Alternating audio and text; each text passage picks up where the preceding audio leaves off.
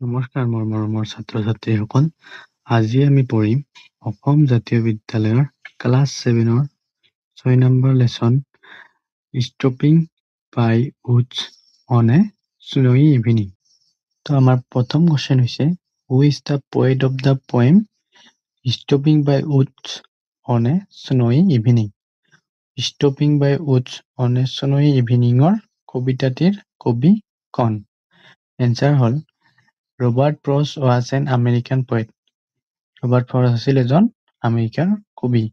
He is the poet of the poem Stopping by Woods on a Snowy Evening. Robert ফ্ৰষ্টে হ'ল Stopping by Woods on a Snowy Eveningৰ কবি।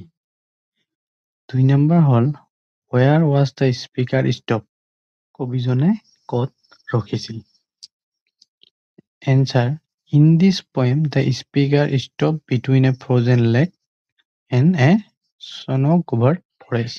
কবিতাটোত কবিয়ে এখন বৰফেৰে আবৃত হাবি আৰু এটা হ্ৰদ যাৰ পানীখিনি গত মাৰিছে বৰফ হৈছে তাৰ মাজত ৰখিছে। 3 number Why does the speaker stop? কবিজনে কিয় ৰখিছিল? Answer The speaker stopped because he thought he knew the owner of the woods. কবিয়ে ৰখিছিল কাৰণ তেওঁ ভাবিছিল যে তেওঁ এই হাবিৰ মালিকজনক চিনি পায় and thought that the owner lived near a village. আৰু তেওঁ ভাবিছিল যে এই মালিকজন কাষৰে এখন গাঁৱত বাস কৰে। 4 number What sound could the narrator hear? কবিজনে কি শব্দ শুনিবলৈ পাইছিল?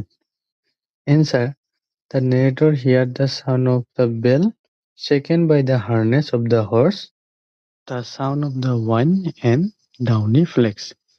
কবিয়ে ঘোঁৰাটোৰ গলাত লাগি থকা ঘণ্টি জোকাৰি যোৱা শব্দ, বতাহৰ শব্দ আৰু ডাউনি ফ্লেক্সৰ শব্দ শুনিবলৈ পাইছিল। 5 number What does the speaker mean by promises? বক্তাই বা কবিয়ে প্ৰতিজ্ঞা মানে কি বুজাব বিচাৰিছে? Answer Promises mean the essential responsibility and duties which the speaker need to perform before it turns dark. প্ৰতিজ্ঞা মানে সেই অত্যাৱশ্যকীয় কৰ্তব্য বা দায়িত্ব যিটো কবিয়ে আন্ধাৰ হোৱাৰ আগতে পূৰ্ণ কৰিব লাগিব। These responsibilities and duties forces the speaker to move on with his journey forward.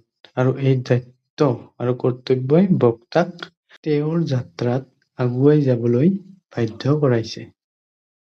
6 number Where does the owner of the woods live?